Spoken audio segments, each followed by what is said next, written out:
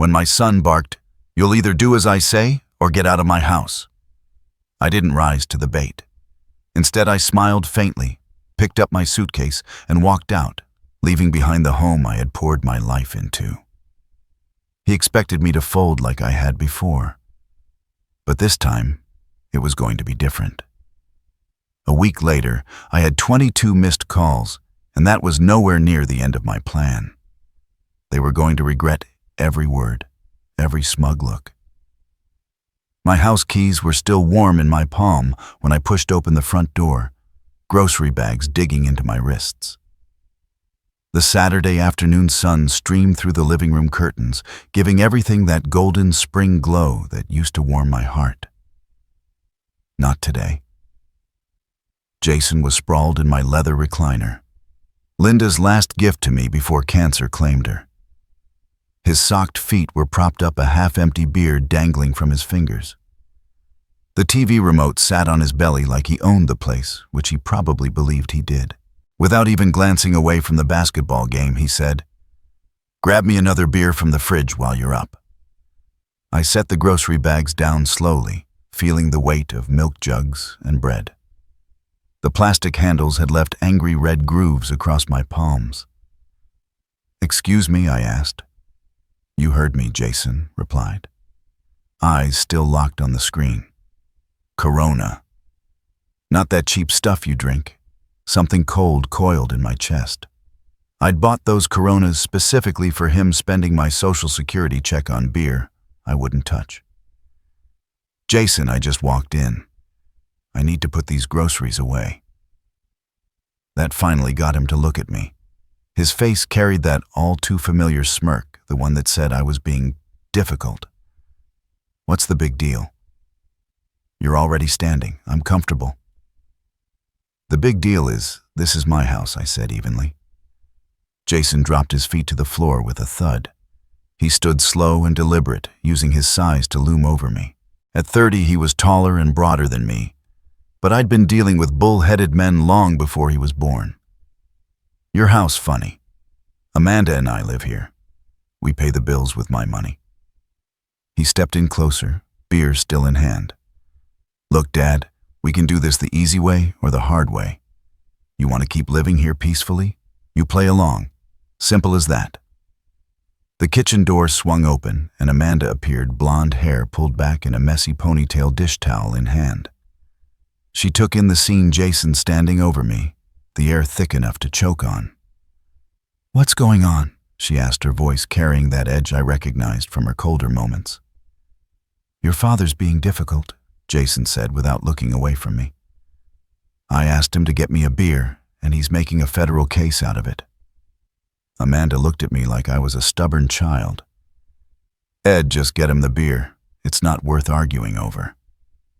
But Jason wasn't done. He stepped even closer, his breath carrying the sharp tang of alcohol. "See, here's how it's going to work. You live in our house, you contribute. That means when I tell you to do something, you do it. No questions, no attitude. Our house." I kept my voice steady, though my heart was pounding. "That's right," Amanda chimed in, moving to stand beside her husband, making it clear they were united. "Dad, you need to decide right now. Either you do what Jason asks, or you can pack up and leave." The words hung in the air like smoke. I looked at my son, searching for a trace of the boy who once clung to my side at the county fair, scared of the Ferris wheel. All I saw was the same entitled expression his wife wore. "All right," I said quietly. Jason smirked, thinking he'd won. "Good. Now about that beer I'll pack." The smirk vanished. Amanda's jaw dropped slightly, as though she'd been certain I would back down. She slunk toward the kitchen like she'd been scolded. I turned toward the hallway, leaving the grocery bags untouched. Behind me, I heard Jason suck in a sharp breath. Amanda's voice dropped to a whisper. "Ed, wait." But I was already walking to my bedroom, my footsteps steady on the hardwood floors Linda and I had refinished together 2 decades earlier. The suitcase came down from the closet shelf with a dull thump. I'd bought it for our honeymoon to Yellowstone back when Linda was alive, and the road ahead seemed endless. Now it gaped open on the bed, ready to swallow the remnants of my life in this house. I packed with care underwear, socks, 3 changes of clothes. Not everything just enough. From the living room came hushed, urgent voices, Jason's rising, Amanda's lower and cautious. They were plotting how to handle the old man's unexpected rebellion. My hands moved on autopilot, folding shirts, rolling ties. I tucked Linda's photo into a side pocket wrapped in tissue paper. My medications, my reading glasses, my small leather journal where I tracked expenses followed. When I rolled the suitcase into the hallway, their whispers cut off. Jason sat upright now, eyes alert, Amanda leaning in the kitchen doorway, arms crossed, trying to mask her unease. Neither of them said goodbye. Jason had settled back into the recliner, but his whole demeanor had shifted, shoulders, squared eyes sharp like a man waiting for the next move in a chess game. Amanda stood in the kitchen doorway, arms folded across her chest, trying to project authority, but not quite hiding the flicker of uncertainty in her eyes. Neither one of them offered a word as I walked out. The Buick fired up on the first turn of the key, reliable as it had been since the day I drove it off the lot. I backed out without so much as a glance toward the house, not caring whether they were peering out the window. The 30-minute drive to the Pine Lodge Motel gave my mind room to wander. The memories came in waves as I rolled past familiar streets in downtown Greenville. Amanda's college tuition, $40,000 a year for the private university she swore she needed to attend. I'd put in endless overtime at the bank, juggling extra clients, staying late to comb through loan files until my eyes burned. My knuckles still remembered the ache from those years of extra work. Their wedding, $25,000. Jason's side couldn't cover their share, so I quietly picked up the tab. No speeches about sacrifice, just making sure Amanda had the reception hall, the floral arrangements, and the dress she'd dreamed about. And then came the house, $80,000 out of my retirement account for their down payment, because young couples need a hand getting started. I told myself that's what a father was supposed to do. It's what Linda would have wanted. The help didn't stop there. $1 or $200 each month for the mortgage, $300 for utilities, $500 for groceries when their budget was tight. Bit by bit, my Social Security check drained straight into their household. I convinced myself it was love, not obligation. The Pine Lodge sat on the edge of town, a low, aging building with peeling paint and a flickering neon vacancy sign. My room was small, but spotless. One bed, a single chair, a little table pushed up against the window. I set my suitcase on the rack and sat heavily on the bed. The quiet here was different. Not the warm, familiar stillness of home, but the kind that reminded you this place wasn't yours. I pulled out my phone and scrolled through my contact list: banks, insurance companies, credit card issuers. Numbers I could dial in my sleep after 3 decades in finance. Tomorrow was Sunday, but some things could still be set in motion. I flipped open my laptop on the small table, logged into my accounts, and stared at the numbers glowing back at me. Checking, savings, retirement. A lifetime of discipline and skipped luxuries, all so I could take care of family. The blinking cursor in the search bar felt like it was daring me to take the first step. Sunday morning broke gray and cold, perfect match for my mood. I spread my documents across the table like battle maps, bank statements, insurance policies, legal papers. Everything laid out, everything in reach. The first call was to First National Bank. Even with Sunday hours, their automated lines worked just fine. After a short maze of menu options, a polite voice came on. "Good morning, Mr. Harris. How can I help you today? I need to cancel the automatic mortgage payment for 421 Oak Ridge Lane account ending in 4729. A pause, the click of keys. Sir, I see this payment has been active for 5 years. Are you certain? Completely sure. May I ask the reason? The homeowners no longer qualify for my financial support. More clicking. Understood, Mr. Harris. The payment will be stopped immediately. You'll have written confirmation within 3 business days. The next call was simpler. My auto policy with Geico had covered both of their vehicles, Jason's Silverado and Amanda's SUV, for the last 3 years. That was $280 a month for cars I never drove. I need to remove 2 vehicles from my policy, I told the agent. When would you like that to take effect today? Then came the credit cards. Amanda had been an authorized user on 3 of my accounts, Visa, MasterCard, and a Costco card, costing me $500 a month in balances I didn't create. Mr. Harris removing an authorized user will require them to apply for their own credit, the Visa rep explained. Outstanding balances remain your responsibility, but they won't be able to make new charges. I understand. Remove them immediately. With each call, I felt lighter. 3 decades in banking had taught me the rules, the loopholes, and how to wield both. Everything I did was squarely within my rights. The life insurance policy took more steps, but I started the paperwork, $100,000 that had been earmarked for Amanda. Family, I realized, meant something different now. By noon, 8 calls were complete. Mortgage halted, insurance, canceled credit cards, shut off, and every automatic transfer that had been bleeding me dry ended. All with polite voices, confirmation numbers, and no raised tones. I leaned back in the motel chair, glancing over my neatly written notes. The first blows had landed. Confirmation numbers, reference codes, effective dates, the neat little trail of my financial freedom. My phone sat silent on the table. No missed calls, no urgent messages. They had no clue yet. Probably wouldn't until the first mortgage payment failed.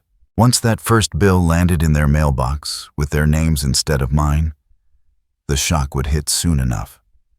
I shut my laptop and wandered to the window. Across the parking lot, an older gentleman was loading suitcases into the back of a pickup, while his wife orchestrated the process with the kind of quiet teamwork that comes from decades together. Maybe they were heading home from visiting family or finally taking that long-delayed vacation.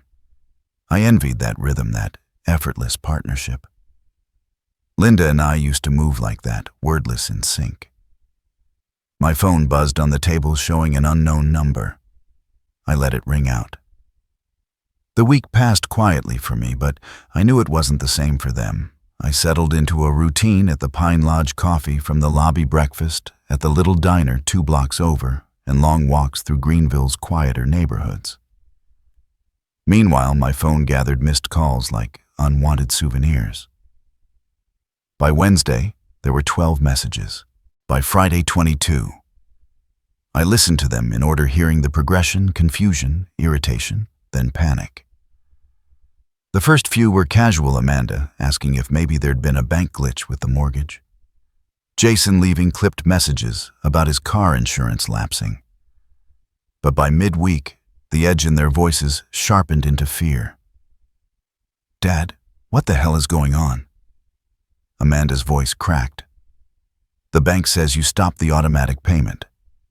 They want the full amount by Friday, or they'll start foreclosure." Jason's tone grew more hostile. "Ed, you need to fix this right now. I've got people asking me about my insurance.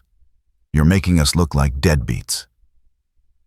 By the end of the week, the calls were practically begging Amanda, crying, promising they could work something out if I just called back. Jason even tried softening his voice, claiming he'd been too harsh and wanted to make it right. I deleted each message after listening, feeling nothing more than mild curiosity at their unraveling. Thursday morning came with a knock at my motel door.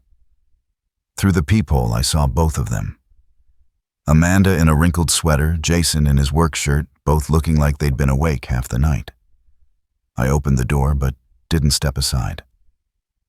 "Dad." Amanda's eyes were red-rimmed, her usual polished demeanor cracked. "We need to talk." Jason cut in his face, flushed with anger. "About what I asked?" About the fact you're trying to ruin our lives over some stupid argument about beer. I'm not trying to ruin anything, I replied evenly. I'm simply no longer paying for your lives. The mortgage, Dad. Jason's voice rose. You can't just stop paying the mortgage. That's our house. Actually, it's my house. My name on the deed. My signature on the loan. You two were just guests. Amanda grabbed Jason's arm as he stepped closer. Dad, please, we can work this out. Jason was wrong to talk to you that way, we both were. But you can't just leave us with no warning, no conversation. You gave me an ultimatum, I reminded her. Do what Jason says, or get out. Those were your exact words. I didn't mean it like that. Yes, you did. I said, looking at her and seeing a stranger where my daughter-in-law's face should have been.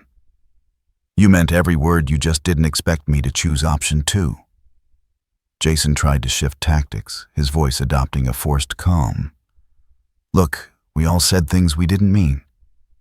But you're talking about our home, our credit, our entire lives. You can't just pull the rug out from under us. I can, I said, and I did. I began closing the door. You wanted me to leave? I left. You wanted to handle your own lives. Now you can. Dad, wait. Amanda's voice cracked again.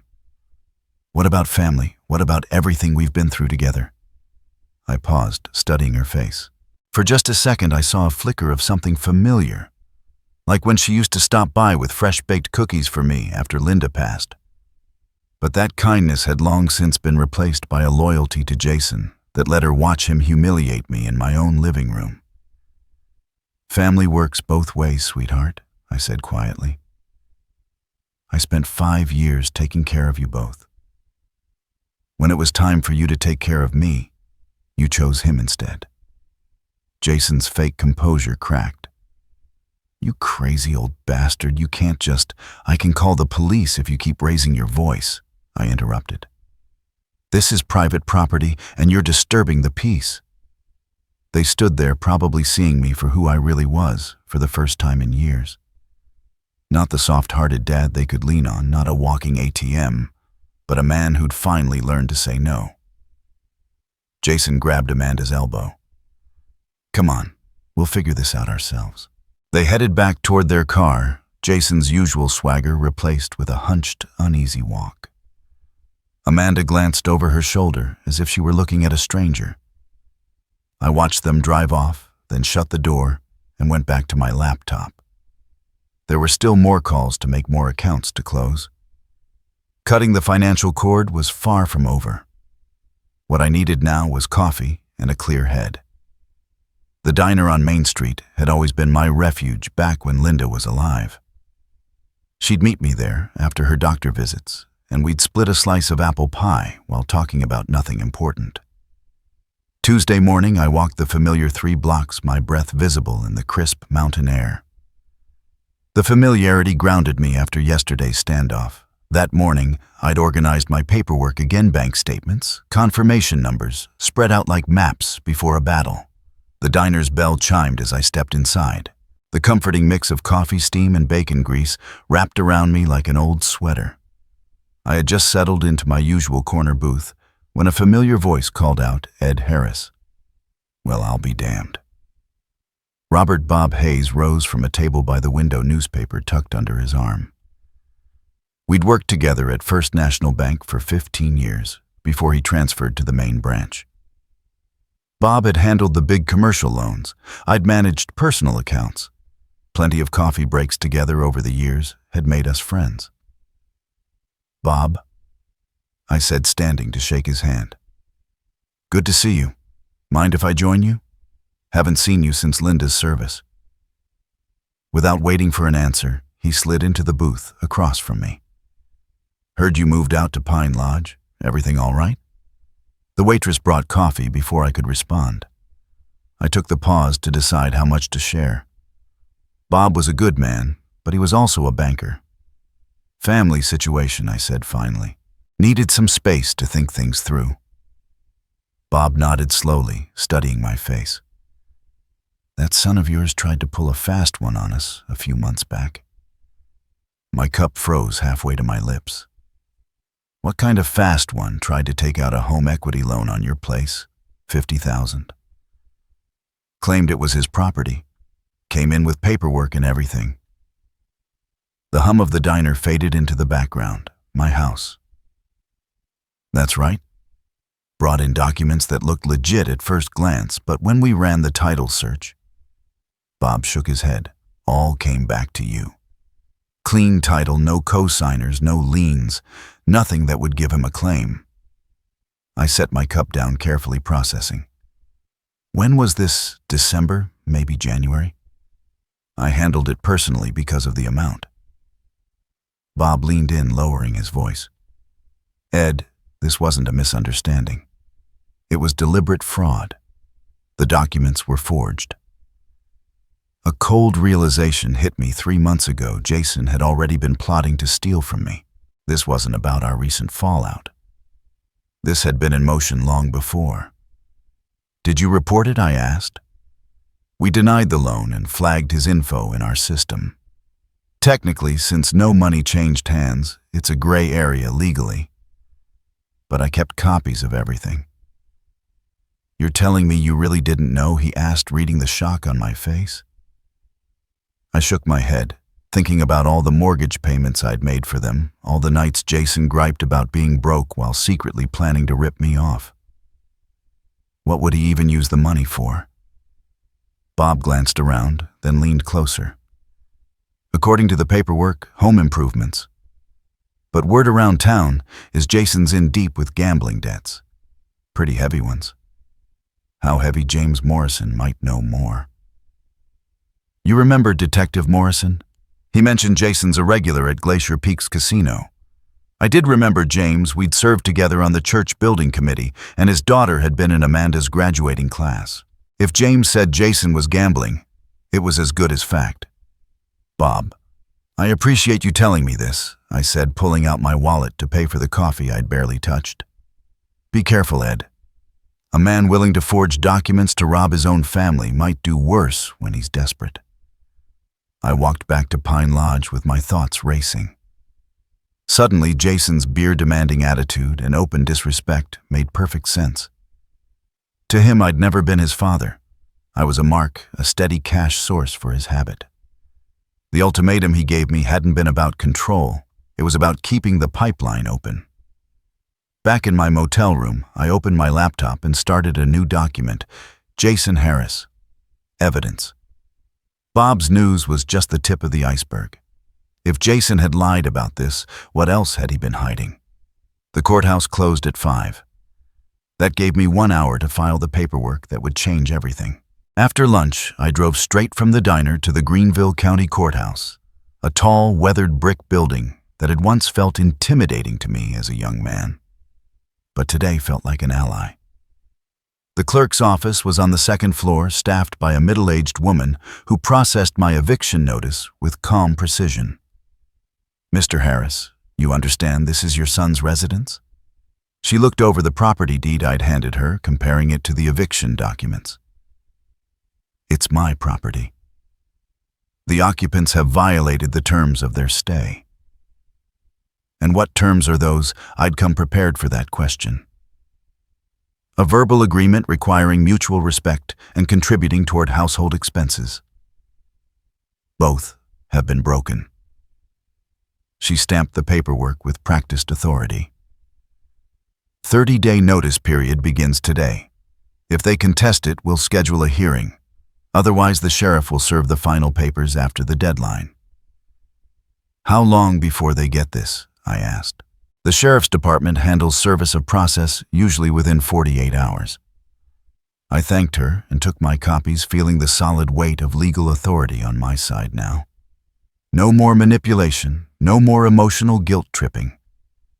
From here on out, everything was going through proper channels. Next stop, the police station. Detective James Morrison's office was tucked into a back corner of the building, a cramped space dominated by overstuffed filing cabinets and coffee-stained paperwork. James looked older than when I'd last seen him, more gray hair, deeper lines around the eyes, but his handshake was still firm. "Ed, what brings you down here? Looking for some information? Bob Hayes mentioned you might know something about Jason Harris's gambling habits." His expression sharpened to professional interest. "Your son. What's the backstory here?" I gave him the short version, the ultimatum, my leaving, and then finding out Jason had tried to fraudulently take a loan against my house. James listened without interrupting, jotting a few notes. "Jason's well known at Glacier Peaks Casino," he said when I finished. "Mostly at the poker tables. Staff says he's been there more often lately. Higher stakes, too." "How much are we talking?" "Different creditors. Different amounts. We've had calls about collection issues. Nothing criminal yet, but it's headed there. I'd put it around 18 to 20 grand total."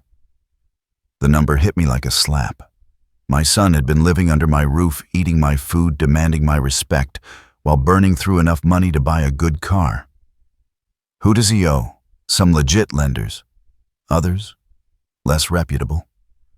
The legit ones are losing patience. The rest, let's just say they handle collections in their own way. What's the timeline? He's been stalling for 6 weeks. Most creditors give about 3 months before they escalate. Jason's about out of road. I left the station with a much clearer picture. The gambling explained everything. His desperation, his attempt to mortgage my house behind my back, and his sudden aggression toward me. I wasn't just a convenient source of cash. I was his only hope to dodge serious trouble. That evening, I sat in my motel room going over the day's progress eviction notice filed and ready for service confirmation of Jason's debts and fraudulent behavior, and a growing list of people in my corner who knew the truth. I opened my laptop and updated my evidence file, adding James Morrison's notes to Bob Hayes' revelations. My years in banking had taught me how to recognize patterns, and this one was clear. Jason wasn't just disrespectful. He was desperate, dishonest, and dangerous. The more pressure he felt, the more reckless he'd get. Tomorrow I'd start calling his creditors not to pay them, but to make sure they understood his true situation and that he had no legal claim to my property. Truth was the sharpest weapon I had. In a town like Greenville, word traveled fast. By Friday, I decided it was time to guide the narrative myself. My first stop was the post office, where Mrs. Helen Henderson from the church's mailing committee cornered me by the stamp machine. She was the type who collected information the way other folks collected recipes, always ready to share what she'd learned. "Ed, dear, I've been hearing troubling things about family issues. Is everything all right?" I chose my words carefully. Anything I said would make it to at least a dozen ears by Sunday. Jason and Amanda asked me to move out, so I did. Sometimes adult kids need to learn how to handle their own responsibilities. Her eyebrows shot up. "They asked you to leave your own house, but didn't you pay for their wedding and help them with the down payment?" She lowered her voice like she was slipping me a secret. "I always wondered how they managed that house on Jason's paycheck." I just nodded. The facts would speak for themselves soon enough. My next stop was Kowalski's Hardware, where I'd worked part-time after retiring from the bank. Tom Kowalski looked up from his inventory sheets, concern etched across his face. "Ed, I heard you're staying out at Pine Lodge. What's going on?" 3 employees gathered as I laid out the basics. The reaction was immediate shock at Jason's treatment of me, and anger that I'd been bankrolling them for years without acknowledgement. "You paid for their college tuition." Dave, the assistant manager, shook his head in disbelief. "Jason's been telling everyone his family was well off, that they were helping you with the mortgage." "Jason said a lot of things that weren't true," I replied evenly. Tom's expression darkened. "That explains why he always seemed to have money, but never worked extra hours. We offered him plenty of shifts. Probably spent that time at the casino," Sarah from the paint counter muttered. By the time I left, I knew the truth would be circulating around town within hours. Small-town word of mouth worked faster than any ad campaign. My third stop was St. Mark's Lutheran Church, where Pastor Michael Williams was prepping for the weekend service. He welcomed me into his office, offering me coffee and a chair that had seen its share of heavy conversations. "Ed, several people have told me they're worried about you." "Can you help me understand what's happening?" Pastor Michael Williams asked. I appreciated his straightforward manner. He wasn't fishing for gossip. He was genuinely trying to help a member of his congregation. "Pastor," I began, "I've been financially supporting my son and daughter-in-law for 5 years. Last weekend, they made it clear my staying in the house depended on me following Jason's orders. I chose to leave rather than accept that arrangement. That must have been incredibly painful." "It was clarifying," I said honestly. "I love my son, but I won't be treated like a servant in my own home." Pastor Williams nodded slowly. "Sometimes loving someone means letting them face the consequences of their own choices. Sounds like you've been shielding them from those consequences for a long time." "Too long," I admitted. On my walk back to the motel, I stopped at Annie's coffee shop for an afternoon cup. The place buzzed with the usual Friday crowd: retirees, off-duty workers, mothers, pushing strollers. I settled into a small corner table and let the chatter wash over me. Jason Harris owes money all over town. Ed Harris has been paying their bills for years. Always wondered how they lived so comfortably on his salary. The rumors were spreading exactly as I'd expected. Small towns worked like living organisms. They sifted truth from fiction with remarkable efficiency. As I was leaving, my phone rang.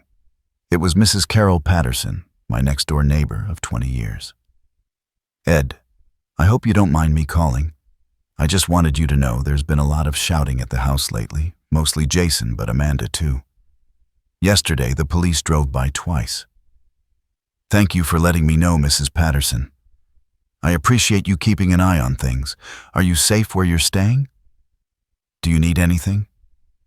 Her genuine concern reminded me how many forms community support could take. "I'm fine, thank you. Just taking things one day at a time."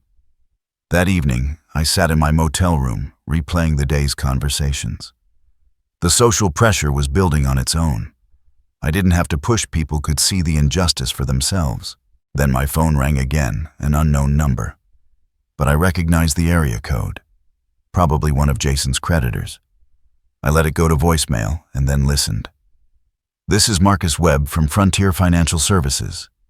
We're looking for Jason Harris regarding a past due account. Please call us at your earliest convenience." So Jason had likely listed my address on credit applications. More proof of his deception. More evidence he'd been planning to saddle me with his debts. I deleted the message and opened my laptop to add today's findings to my evidence file. I should have known they'd try to hit back. Jason was never one to go down quietly. Saturday morning started calm enough. I was going over bank statements with my coffee when the calls started coming in. First Tom Kowalski from the hardware store, then Mrs. Helen Henderson, then Pastor Williams.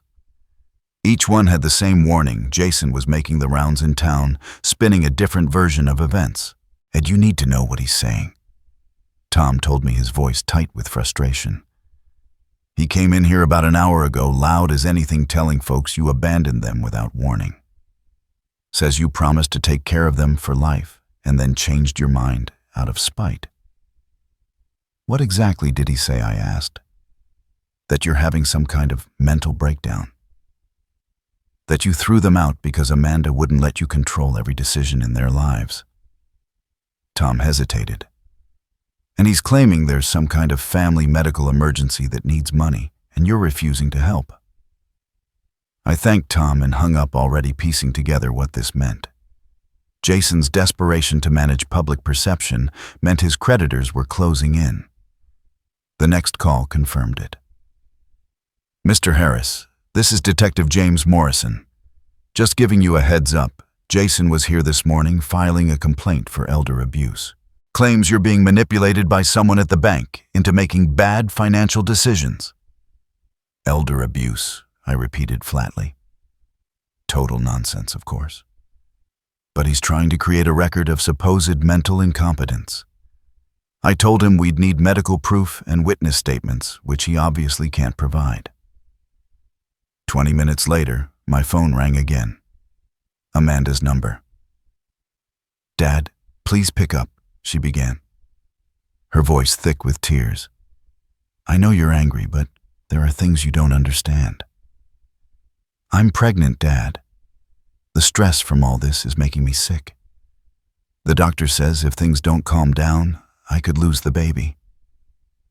A familiar pang hit my chest, the same protective instinct that had made me easy to manipulate for years. But something in her delivery felt rehearsed, too perfectly timed to be coincidence. "Congratulations on the pregnancy, sweetheart. When did you find out? Last week?"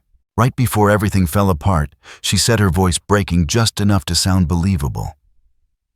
"Dad, I can't lose my baby because of money problems. You always said family comes first. Family does come first. That's why I spent $60,000 on your education and $25,000 on your wedding. But what about now? What about your child?" The question hung there between us. If she truly was pregnant, and if there really was a medical emergency, my choices could have unintended consequences. But the timing felt too perfect, and the delivery too practiced. "Amanda, have you seen a doctor about these pregnancy complications?" A pause. "I have an appointment next week." "Which doctor?" "Dr. Richards at the women's clinic." I knew Dr. Richards. Linda had trusted her for years. "I'll call her office to see how I can help with the medical expenses." "Dad, you don't need to call. If there's a genuine medical emergency involving my grandchild, I want to help. Dr. Richards will know the best way to handle things." Amanda's tone sharpened. "You can't just call my doctor. That's private information." "You're right. You can have her call me directly to discuss payment options." The call ended abruptly. About an hour later, I was walking downtown when I spotted Jason outside the First National Bank, speaking loudly enough for half the street to hear. His voice carried that aggressive edge I knew too well. "He's lost his mind," Jason was telling a small group of customers. "Senile old man thinks everyone's out to steal from him. Kicked his own pregnant daughter out over nothing." I approached calmly. The crowd noticed me before Jason did, and I saw their expressions shift as they realized the subject of his rant was standing right there. Jason turned, his face reddening. "There he is, the man who abandoned his own family." "Hello, Jason," I said evenly. "How's the gambling debt situation working out?" The question hit him like a slap. Murmurs rippled through the crowd as pieces started falling into place. "You're crazy," Jason stammered. "I don't know what you're talking about. $18,000 according to Detective Morrison. Glacier Peaks Casino, mostly poker tables." I glanced around at the gathering onlookers. Amazing how much money someone can blow when they're not paying their own bills. Jason's face darkened from red to purple. He stepped closer, trying to use his size as intimidation. "You senile old bastard. You can't just, I can document every dollar I've spent supporting you for 5 years. I cut in. Can you document where your paychecks went?" The crowd was silent now, listening. Jason realized he'd lost control of the story. "Come on," he muttered, shoving past people. "This isn't over, Ed."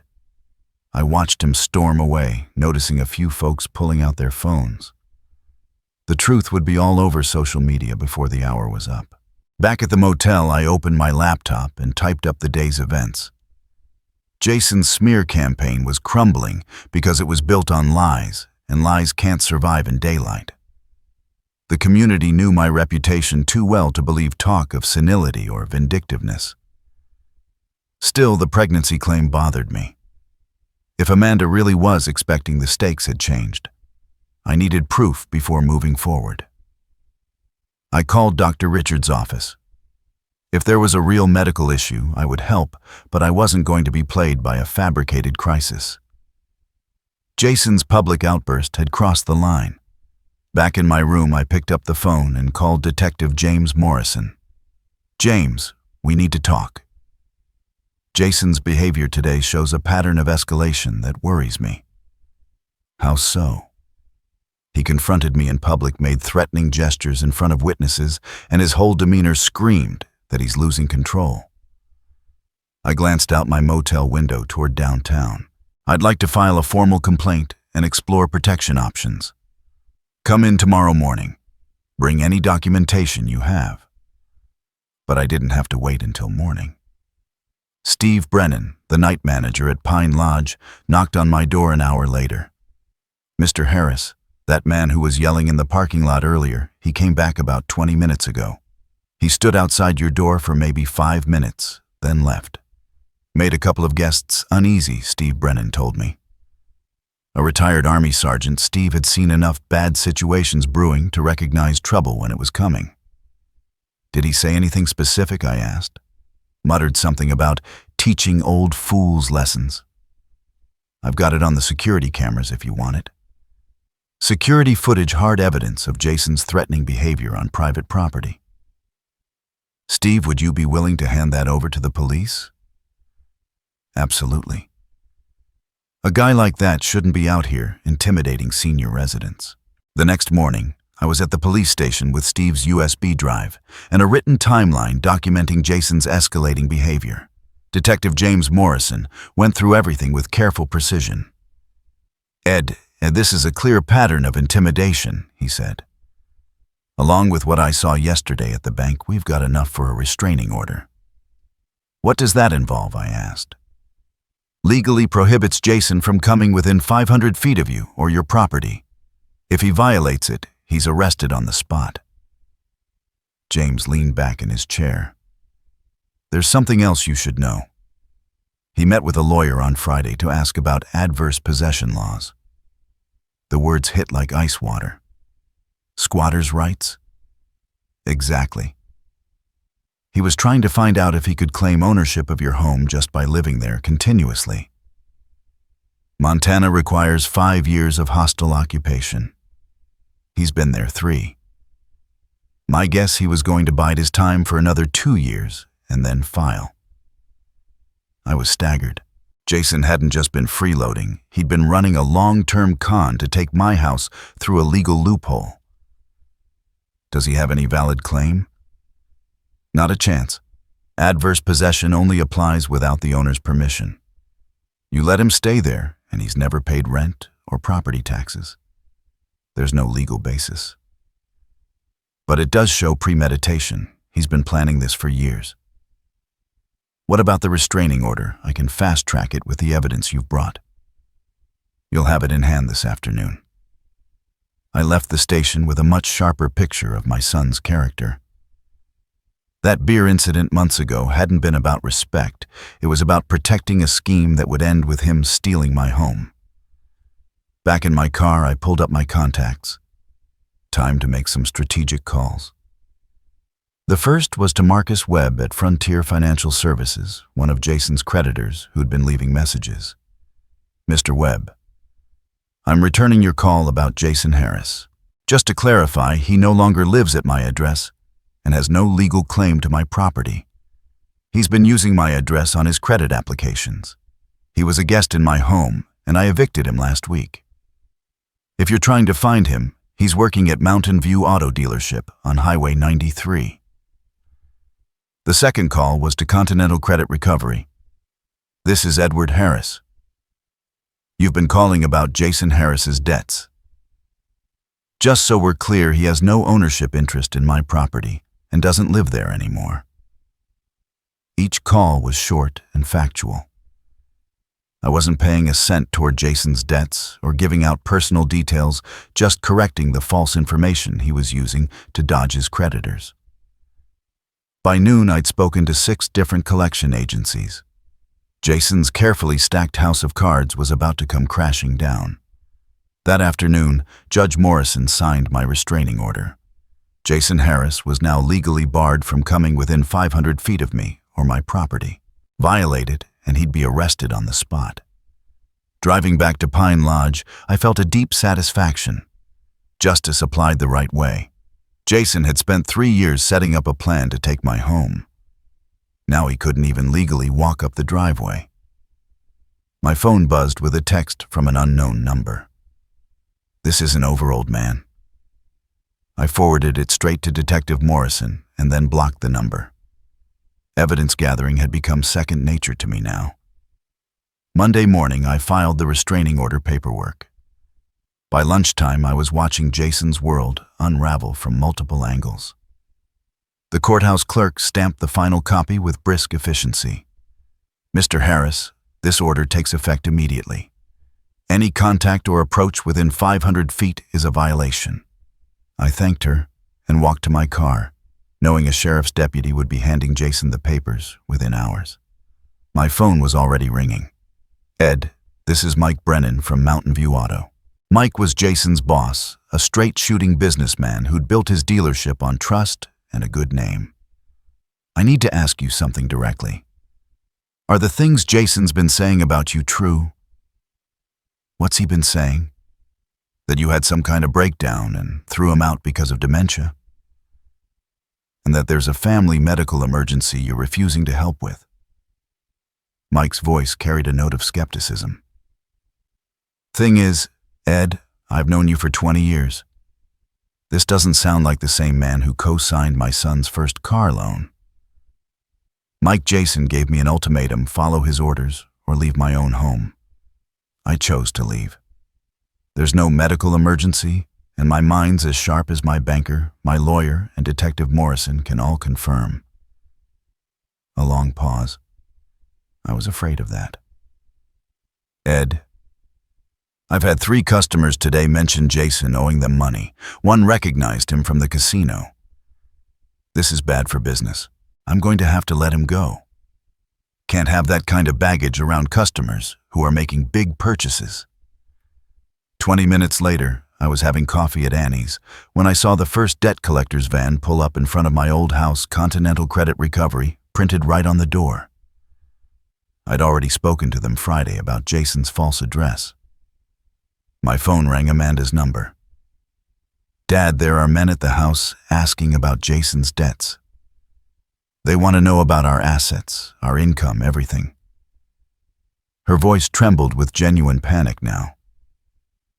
"What did you tell them?" "I told them the truth, that Jason doesn't own this place and doesn't live here anymore. But they're talking about garnishing wages, seizing assets." "Dad, I don't understand any of this." "Sweetheart, that's what happens when someone borrows money they can't pay back. Those are Jason's choices catching up with him, not mine. He owes $18,000. How is that possible?" So she really hadn't known the full extent. "Gambling debts, Glacier Peaks Casino, according to Detective Morrison." There was silence, then Amanda spoke quietly. "He told me he was working overtime those nights. I'm sorry you had to find out this way. And the sheriff's deputy was here too, served Jason some kind of legal papers. He's been ranting and throwing things ever since." "The restraining order," I said. Jason was likely just realizing his options had shrunk to nothing. "Dad, he's talking about leaving town. Says there's nothing left for him here." Her voice cracked. "What am I supposed to do? Make decisions based on who Jason really is, not who you hoped he was." That evening, I parked across from my old house and watched the chaos unfold. 3 different creditor vehicles had shown up over the course of the day. Mrs. Carol Patterson next door gave me a sad wave. She'd been keeping tabs like a concerned neighbor. Through the living room window, I could see Jason and Amanda arguing, his gestures sharp and aggressive, hers defensive and weary. The picture-perfect marriage that had been propped up by my bank account was crumbling under the weight of reality. My phone buzzed a text from Steve Brennan at Pine Lodge. That guy tried to get in the building again. I told him about the restraining order. He left, but he was really angry. I forwarded it straight to Detective Morrison. Jason was violating the order within hours of being served. His desperation was pushing him toward recklessness, which made him dangerous, but also predictable.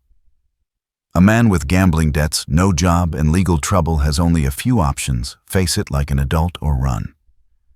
Based on everything I'd learned about Jason, running seemed the most likely. Driving back to Pine Lodge, I thought about what that would mean for Amanda. Would she follow him out of loyalty to a man who had lied to her for years? Or would she finally see the truth and make a different choice? Either way, the consequences were theirs. I'd spent 5 years shielding them from reality. That ended the day they told me to choose between my dignity and their demands. I chose dignity. Now, they could decide their own path. 2 days of watching their desperation was enough. On Wednesday morning, I called Amanda and told her to meet me at the diner. "Just you," I said. "I can't leave Jason alone right now, Dad."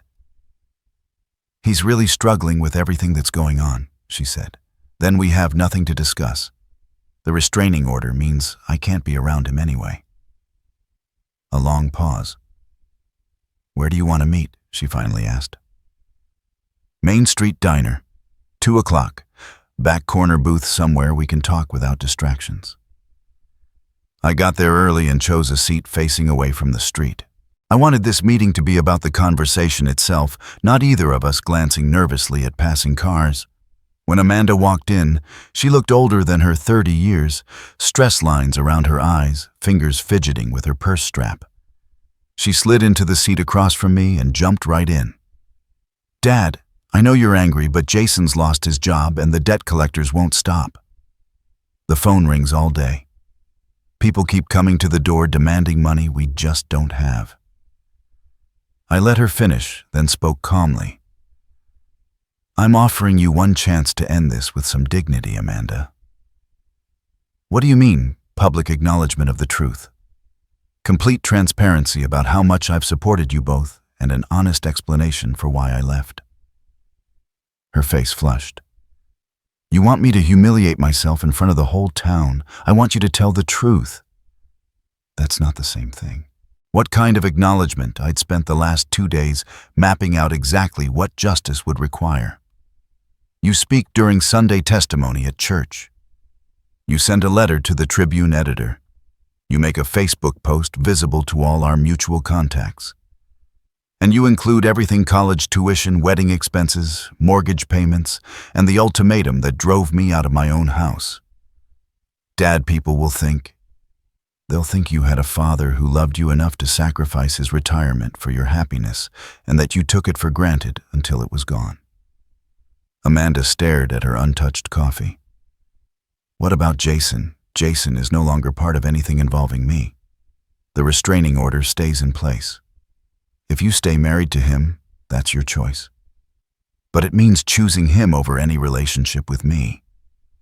You're asking me to choose between my husband and my father. I'm asking you to choose between a man who threatened me and the man who raised you. The fact that you see those as equal says a lot about how far apart we've grown." She was quiet for a long moment. "What about the house?" "It's been in the family for generations. It's already committed to the Montana Veterans Housing Initiative. 3 veteran families will live there, people who understand service and sacrifice." The words hit her like a physical blow. "The will's already changed, signed, witnessed, and filed with my attorney." I added, my voice steady but not unkind. "Even if you did everything I asked, the house won't come back to you. That decision is final." Why? Because I need to know that any reconciliation is built on love, not the hope of an inheritance. For 5 years, you treated me like an open checkbook. I need to see if there's anything left between us that's not about money. Her eyes welled with tears, real ones this time, not the manipulative kind I'd grown used to. "I'm sorry, Dad. I really am. I never meant for things to go this far." "Sorry isn't enough anymore, Amanda. The whole town saw you and Jason treat me like a servant in my own home. They saw you take his side over my dignity. Words won't fix that now. I need to see action. What if I can't? What if I can't stand up there and admit how wrong we were? then you'll live with the consequences of that choice. Jason will probably run to avoid his creditors. Men like him always do. You can go with him and start over, or you can stay and rebuild your life on honesty. And if I do what you're asking, then maybe over time we can build a real relationship, not one based on guilt, obligation, or money, but on mutual respect. Amanda dabbed her eyes with a napkin. How long do I have to decide Sunday morning? Church starts at 10. If you're not there to tell the truth, I'll know where you stand. She rose slowly, looking more fragile than when she'd arrived. Dad, do you think you could ever forgive me? I looked at her, really looked, and caught a glimpse of the young woman who once braided dandelions into crowns and begged for bedtime stories about brave princesses. Forgiveness and trust are different things, Amanda. I forgave you the day I chose to walk away instead of fight. But trust that has to be earned back one honest act at a time. She nodded, shoulders slumped under the weight of the decision ahead, and walked toward the door. I sat there watching her drive off. Sunday was 4 days away. By then I would know whether my daughter-in-law had the courage to choose truth over convenience, responsibility over blind loyalty to someone who had never earned it. Sunday morning came crisp and clear. I walked into St. Mark's, wondering if Amanda would truly stand up and tell the truth. The sanctuary was more crowded than usual. Word had gotten around that there would be some kind of public family announcement. I took my usual pew 3 rows from the front and waited. Pastor Williams opened the service with familiar hymns and scripture readings, but the air was thick with anticipation. When it came time for testimony, Amanda rose from the back row. She looked small making her way down the center aisle, but her steps were deliberate. At the podium, she gripped the edges and faced a room full of people she'd known her whole life. I need to tell you all something important about my father-in-law. She began, her voice carrying across the silent sanctuary.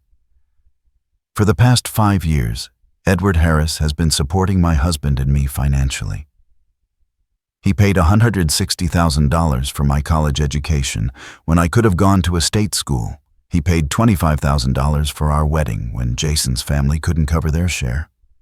Murmurs spread across the congregation. These weren't vague claims, they were exact figures, hard sacrifices that told their own story. He gave us his family home, the one his parents left him, where he lived with my late mother-in-law for 20 years.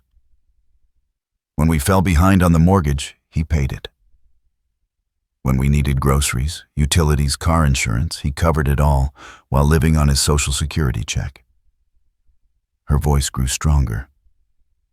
3 weeks ago, when my father-in-law refused to follow my husband's orders like a servant, we gave him an ultimatum: obey Jason or leave his own house. He chose to leave rather than surrender his dignity. The room was dead silent now. Even the children seemed to sense the weight of her words. I stood by and watched my husband disrespect the man who sacrificed his retirement security for our comfort. I chose loyalty to someone who threatened my father-in-law over loyalty to the man who treated me with patience and love. Tears slid down her cheeks, but her voice stayed steady. I'm here because he gave me one last chance to choose truth over pride. I was wrong. Jason was wrong. My father-in-law deserved gratitude and respect, and instead we gave him ultimatums and demands. She turned toward me. Dad, I'm sorry isn't enough for what we put you through. But I hope it's a start. Soft murmurs of support filled the sanctuary as Amanda returned to her seat. Pastor Williams stepped up to the podium, his own eyes wet. Sometimes the greatest courage is admitting our mistakes in public. Amanda has shown that courage today, and Ed has shown us what dignity looks like under pressure. After the service, people came to me with handshakes, hugs, and kind words. Mrs. Henderson squeezed my hand. We suspected you were helping them financially, Ed. What we didn't know was how they repaid your kindness. Tom Kowalski clapped me on the shoulder. What you did took real backbone. Setting boundaries with family is never easy. The most meaningful moment came when Amanda found me outside. The letter to the Tribune will run Wednesday. The Facebook post goes up tonight. She hesitated. Jason left town yesterday, packed up his truck while I was at work. No note, no forwarding address. I wasn't surprised. Men like Jason always ran when faced with real consequences. "I'm sorry your marriage ended this way," I said. "I'm not," she replied quietly. "I filed for divorce this morning, found out he'd been using my credit cards for gambling without telling me. The debt is worse than we thought." 3 months later, I stood in the yard of my former home watching 3 veteran families move into the transitional housing units the Montana Veterans Housing Initiative had built. The house had been remodeled into separate apartments, each family with private space and shared common areas. Staff Sergeant Maria Santos, just back from deployment, guided her 2 kids toward the playground equipment donated by local businesses. "Mr. Harris, this means the world to us. Thank you for choosing veterans for this gift." "Veterans understand sacrifice," I said. "This home should go to people who have truly earned it." My own life had settled into a quiet rhythm at the lakeside cabin. I'd bought no more money bleeding into ungrateful hands. Morning coffee on the deck overlooking Flathead Lake. Afternoons spent fishing, evenings with a book in hand. The cabin was small, but perfect: 2 bedrooms, a kitchen where I could cook real meals again, and a dock where I could launch my fishing boat. One afternoon, my phone buzzed a text from Amanda, "Dad. I'm 3 months into counseling and learning a lot about healthy relationships. Can we have coffee sometime? I want to earn back your trust, one conversation at a time." I smiled, watching an osprey circle the lake's shallows. She had kept her word about the public acknowledgments. The letter in the paper had been honest and thorough. Her Facebook post had drawn dozens of supportive comments from people who now understood the full story. Most importantly, she was owning her part in rebuilding our relationship, not expecting forgiveness as a free pass. I typed back, "Coffee sounds good." Saturday morning at the diner, her reply came instantly, "I'll be there." "And Dad, thank you for not giving up on me completely." I set the phone aside just as the osprey dove, rising from the water with a fish in its talons. Sometimes patience and dignity pay off even when the burden feels endless. The sun dipped behind the Rockies, painting the water gold and orange. In the distance, I heard the laughter of children at the Veterans Complex, families building new lives in the house where I'd learned the difference between generosity and enabling. Justice had been served. My dignity remained intact. And maybe, just maybe, a relationship worth salvaging was beginning to take root. It had been worth the wait.